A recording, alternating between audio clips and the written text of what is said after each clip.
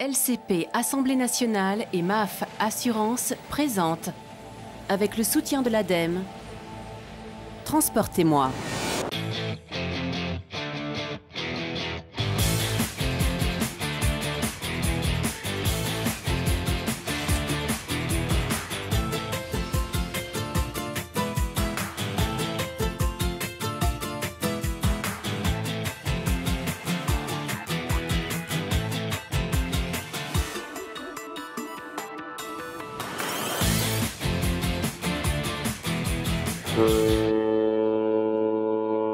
Bonjour et bienvenue dans Transportez-moi, un numéro cette fois-ci entièrement consacré aux sièges dans les transports. Les sièges, me direz-vous, mais qu'y a-t-il à dire pendant 26 minutes sur des sièges? Eh bien, nous avons découvert que dans les avions, trains, voitures, les sièges aujourd'hui recèlent des concentrés d'innovation. Pourquoi? Parce qu'il faut concilier sécurité, confort, économie d'énergie. Installez-vous confortablement, c'est parti. Au sommaire, des sièges allégés. 4 kg au lieu de 12 en moyenne, c'est le poids d'un nouveau siège d'avion mis au point par une start-up française. Or, un avion moins lourd consomme moins de carburant. Des sièges connectés qui communiquent avec le chauffeur, le véhicule, voire les infrastructures routières pour plus de confort et surtout plus de sécurité. La sécurité, priorité numéro 1 des acteurs du transport. En France, les sièges de voitures notamment subissent des crash tests sur une plateforme unique en Europe. C'est la chronique de Gérard Felzer. Des sièges écologiques. De plus en plus, les designers intègrent les contraintes environnementales dès la conception des équipements. Tout est prévu pour augmenter la durée de vie des sièges et optimiser leur recyclage. Gérard, c'est avec un brin de nostalgie que je te propose de profiter confortablement des anciens sièges passagers du Concorde. Ce sont des pièces de collection prêtées par Air France, millésime 1993, conçues par la célèbre designer André Putman. Très confortable. Oui, confortable malgré l'étroitesse du fuselage du Concorde. On est à 2200 km/h. Au fait, on arrive dans une demi-heure, ça va? Alors vite, on se dépêche. L'inconvénient majeur de ce siège, son poids, 30 kg. Aujourd'hui, c'est plus du tout envisageable. Les avions subissent des cures de minceur. Explique-nous pourquoi. Alors, imagine un avion, un gros porteur, qui fait 400 sièges. Si on économisait 1 kg par siège, ça fait 400 kg en moins. Ce qui ferait, par rotation, pour un New York, un Los Angeles, 200 litres économisés à chaque fois. Moins de poids, moins de carburant. Moins de carburant. Et donc, si tu cumules le nombre de vols, il y a 30 millions de vols par an, dont une bonne partie en long courrier, ça ferait économiser 1 milliard de litres pour la planète. C'est pas mal, non? C'est énorme. Même principe pour les voitures. Tout poids économisé, c'est du carburant en moins. Voilà. Pour 10 kilos de moins, rien que sur les sièges, pour une voiture, on économise 1 gramme de CO2 par kilomètre. C'est considérable. En France, on a 32 millions de voitures. Ce qui fait économiser, ou ce qui ferait économiser, 200 millions de litres par an. Donc gagner du poids, alléger les moyens de transport est devenu un enjeu majeur, aussi bien pour les constructeurs automobiles que pour les avionneurs. Et tu pèses combien? Oh, aucune information confidentielle. Montauban, près de Toulouse. Dans cette usine, on achève de préparer quelques 200 sièges d'avion qui doivent être livrés le lendemain à une compagnie aérienne. C'est le siège le plus léger du monde. Il pèse seulement 4 kg par place. 4 kg, c'est 2 fois plus léger que le meilleur siège concurrent. Des sièges qui ne ressemblent à aucun autre. Au premier regard, on remarque leur taille mannequin, et pour cause. Il y a 200 sièges par avion. Ça fait 2 tonnes de moins de masse à transporter par l'avion, le poids de 2 voitures. Et donc l'avion étant beaucoup plus léger, il consomme beaucoup moins de carburant. 2 tonnes enlevées, c'est une économie de carburant de 500 000 $ par an et par avion. C'est aussi 1600 tonnes de CO2 en moins dans l'atmosphère. Et pour concevoir un tel siège, il a fallu utiliser de nouveaux matériaux. Ces 2 matériaux, c'est le titane, vous en voyez une pièce ici, et le composite. Des matières parmi les plus légères et résistantes que l'on sait fabriquer aujourd'hui. Et toute l'architecture du siège a été conçue pour gagner en légèreté. Chaque pièce, chaque articulation a été repensée. Par exemple, fini le porte-journaux rajouté. Il est maintenant directement taillé dans le siège. Ça n'a l'air de rien, mais c'est comme cela qu'on gagne des kilos, gramme après gramme. Disparu aussi l'épais dossier. Dans les sièges d'avion traditionnels, on met une grosse plaque en métal à l'intérieur du siège. Mais pas ici. Sous ces housses, un tissu très complexe, gardé secret. À la fois souple et très résistant, il permet de remplacer le dossier rigide et lourd. Le siège est du coup plus fin et offre davantage de place pour les jambes. Son tissage très particulier permet même d'absorber les coups dans le dos. Un gain de poids et de confort, fruit de 4 années de recherche. On a voulu apporter le même niveau de technologie que l'on retrouve dans l'avion, dans les ailes, dans le moteur. On a voulu apporter cette technologie-là également dans les sièges. Parce que finalement, les sièges, c'est le plus important quand on est passager. Pour réduire la facture énergétique, le poids est un enjeu majeur dans l'aéronautique. Il le devient aussi dans l'industrie automobile. Là encore, le siège a un rôle à jouer. D'autant qu'il part de loin. Au départ, les sièges de voiture sont légers car simples et sans réglage. Mais avec les années, des innovations apparaissent. Par exemple, la Renault 18 et son siège inclinable. Les assises se perfectionnent jusqu'à devenir, dans les années 2000, avec ce siège de Velsatis, de véritables fauteuils de salon parfaitement ajustables.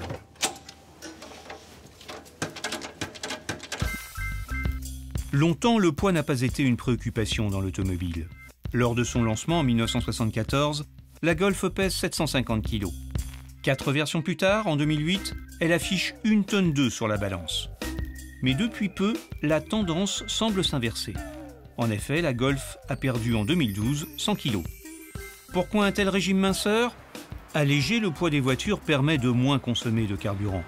Et en 2020, les véhicules européens auront pour obligation d'émettre moins de 95 grammes de CO2 par kilomètre, contre environ 130 aujourd'hui.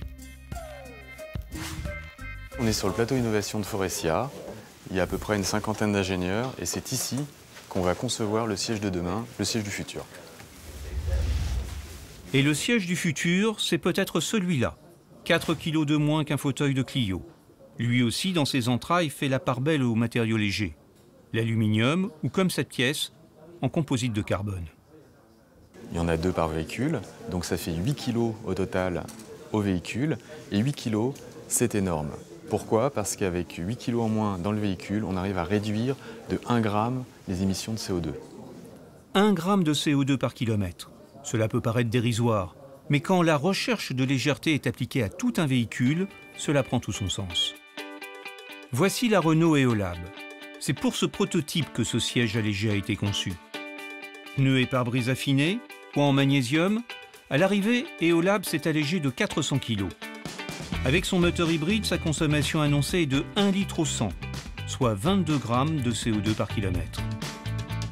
Mais si les sièges contribuent à l'allègement de ce prototype, il reste encore des défis à relever. Par exemple, le composite de carbone est encore cher, sa filière de recyclage balbutiante. Mais la cure d'amaigrissement, elle, semble bel et bien entamée.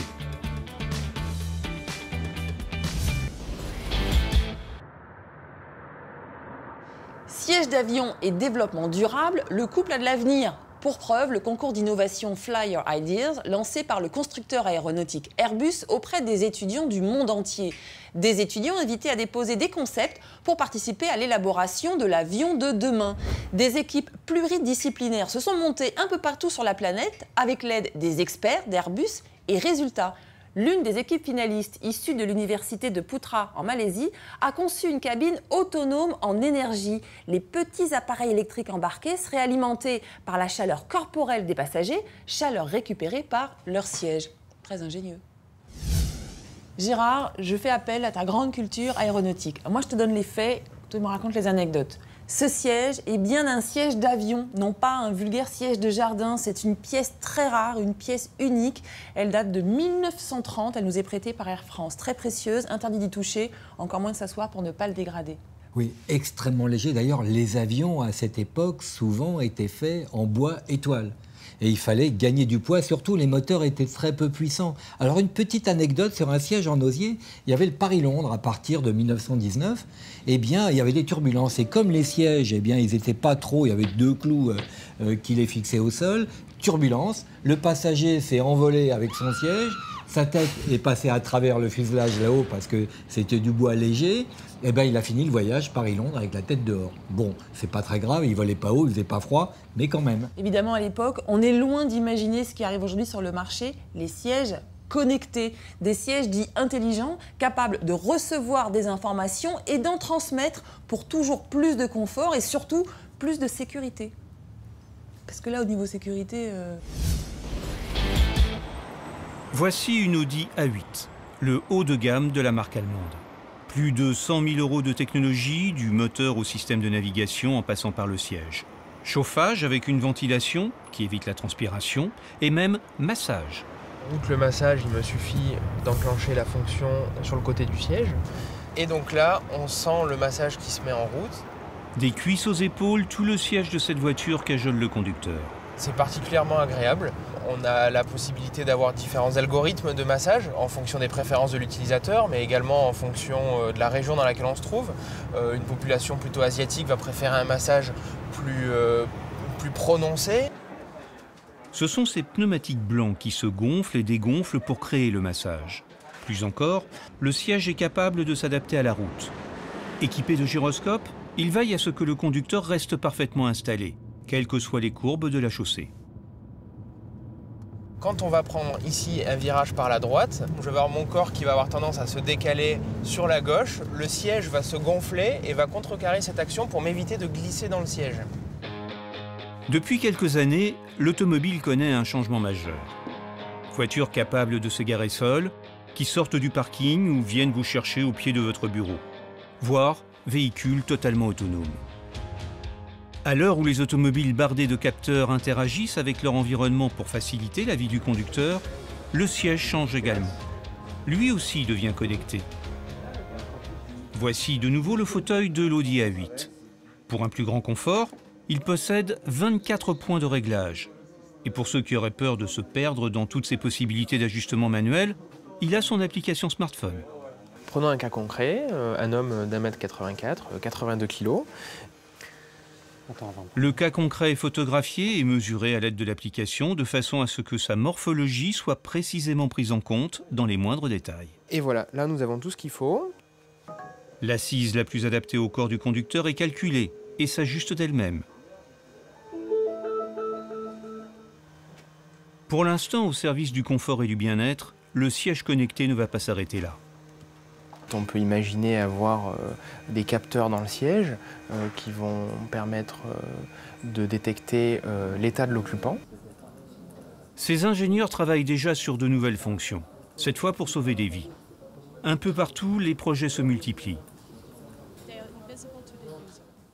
Ce siège, le Harken, surveille le rythme cardiaque du conducteur. Grâce à des capteurs intégrés dans le dossier et la ceinture de sécurité, il reconnaît les signes annonciateurs d'un endormissement. Et un signal sonore rappelle alors le conducteur à l'ordre.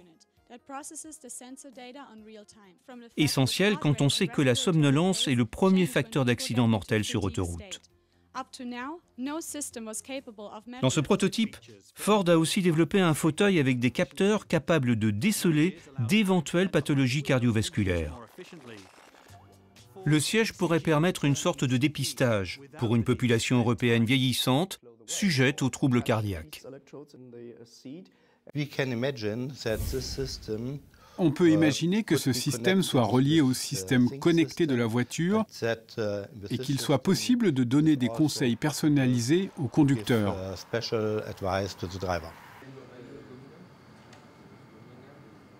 Les composants électroniques sont de plus en plus présents dans les fauteuils. Rançon de cette évolution, il faut veiller à leur bonne cohabitation avec les autres instruments embarqués dans la voiture. Exemple avec ce boîtier commandant la position du siège. Chaque équipement électronique va émettre des ondes. Donc il faut qu'on s'assure que notre produit arrive à fonctionner correctement dans ce milieu très pollué. Dans cette chambre de test, le boîtier est bombardé d'ondes afin de vérifier que celles-ci ne perturbent pas la position du siège. Ce serait quand même dommage que votre dossier se rabatte alors que vous montez le son de la radio. On l'a dit déjà, en matière de transport, la sécurité est au cœur des priorités. Tous les sièges que vous venez de découvrir, aussi technologiques soient-ils, devront subir des crash tests. Objectif, vérifier le maintien des passagers en cas d'accident. Notre chroniqueur, Gérard Felzer, s'est rendu en Normandie sur une plateforme unique en Europe. Un centre d'essai dont les outils de simulation sont eux-mêmes des concentrés de technologie. Nous sommes ici à Flers, dans l'Orne, dans le centre d'essai dynamique, un endroit unique en Europe. Pour tester les sièges, il faut y mettre un mannequin. Je vous présente Roméo, 75 kg, bourré de technologie, des capteurs sur tout le corps, la colonne vertébrale, et nous allons lui faire subir des tests sévères. À notre place, et c'est tant mieux, bon courage Roméo. Ce centre est géré par la Chambre de commerce et d'industrie et les collectivités locales y ont investi 7 millions d'euros. Forestia, leader mondial dans les sièges automobiles, y teste leur matériel. Mais il y a également d'autres clients, aéronautiques et ferroviaires, comme Airbus et Alstom, qui viennent aussi tester leurs sièges. Notre mannequin est un passager qui va subir un choc arrière, par exemple dans un stationnement.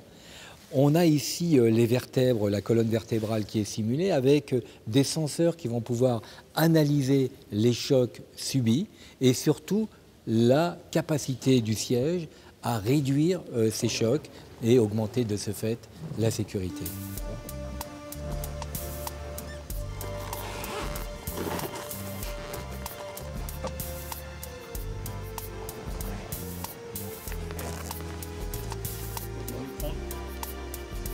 Comme on doit positionner le mannequin au millimètre près pour avoir des bonnes références, on utilise un bras articulé en 3 dimensions qui est relié à un ordinateur et ça permet de positionner exactement toutes les parties de son corps et on va pouvoir faire les essais.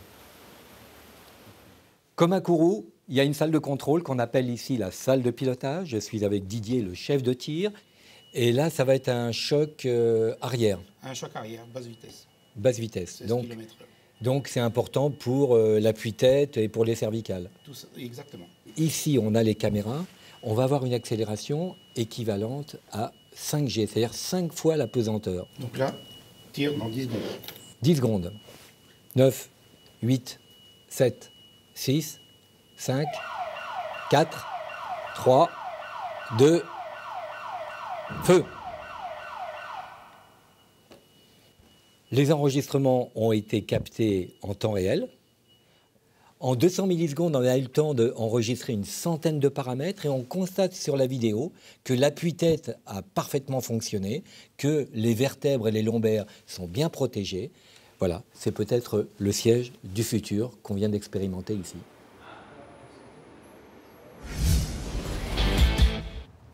Gérard, viens par ici, ne me dis pas que tu as testé toi-même le crash test. Et pourtant, on m'a équipé. Mais j'ai pas osé. Pourquoi? Parce que 50 km/h, un choc frontal, c'est la mort assurée. Donc, je préfère que ce soit des mannequins. D'ailleurs, tu aurais pu y aller aussi. Ça, une autre fois. Alors, ce qu'il faut savoir, c'est que des mannequins comme celui que tu as vu sur la plateforme, il en existe en fait plusieurs modèles, plus ou moins grands, plus ou moins corpulents, pour rendre les crash tests plus précis. Et aujourd'hui, en complément de ça, on numérise les mannequins. Si bien que sur ordinateur, on peut envisager toutes sortes de situations, à l'envers, à l'endroit. C'est en fait l'interaction entre le siège, l'infrastructure et le mannequin lui-même. Donc, très fin. Sécurité, sécurité. Devinette. Observez ce siège de tramway conçu par Alstom. Qu'a-t-il de particulier? Réponse, son éco-conception. Il est simple et robuste, nombre de pièces détachées réduit pour allonger sa durée de vie, limiter les opérations de maintenance, faciliter les opérations de démontage et de recyclage en fin de vie. Mais du coup, aujourd'hui, fabriquer un siège de transport est un travail de longue haleine, 2 ans minimum entre le premier dessin et la mise en service. Le siège de transport doit être efficace en termes de sécurité, de confort, il doit intégrer les préoccupations environnementales, il doit enfin porter une identité visuelle, avoir un look, de la gueule quoi. Dans cette usine, on fabrique chaque année 50 à 70 000 sièges. Bus, tramway, métro ou train, on ne conçoit pas un siège de transport comme un fauteuil de salon. Sur ces armatures, par exemple, des charges simulant les passagers ont été posées 300 000 fois afin de vérifier leur résistance. Rien n'est laissé au hasard. Il faut prévoir les aléas du voyage, les petits soucis comme les taches de nourriture, avec ces tissus facilement nettoyables, mais aussi les gros tracas. On est en train d'ajuster la protection feu sur le siège. On a un test dans le ferroviaire, une boule de feu de papier est mise sur le siège fini. et le siège ne doit pas servir de combustible au feu. Donc la boule s'éteint naturellement de l'elle-même. Un fauteuil, c'est aussi un style, assez peu marqué en général. Mais on demande parfois au siège d'avoir une identité, d'être un véritable objet de design. Et en la matière, celui-ci a marqué l'histoire ferroviaire, le siège Christian Lacroix. De grands couturiers pour habiller les TGV. 3 projets ont été présentés ce matin, mais au final, ce sont les passagers qui devront choisir. C'était en 2002, quand la SNCF voulait s'offrir des sièges d'un grand créateur. Plusieurs designers ont été mis en compétition. Et c'est Christian Lacroix qui l'a finalement emporté. Une belle opération de communication, mais aussi la volonté d'avoir un siège de caractère et innovant. C'est le cabinet de design MBD qui a travaillé avec Christian Lacroix. Créer un siège est long. 2 années entre le premier coup de crayon et l'industrialisation. Si le siège est 10 kg trop lourd, votre train prend 500 kg ou 5 tonnes d'un seul coup de surpoids, ce qui peut avoir des conséquences catastrophiques. Ici, on est habitué à toutes sortes de demandes. Pour la France, mais aussi pour des clients asiatiques qui demandent des sièges grand luxe et pivotants pour être toujours dans le sens de la marche. Mais le jour où Christian Lacroix est venu, c'était encore inédit. Il est arrivé avec un sac en fait plein d'objets, sans aucun rapport avec le domaine ferroviaire, des objets de la vie courante, des bouts de bois, des os. Il est arrivé avec cette métaphore de l'œuf et de la vertèbre.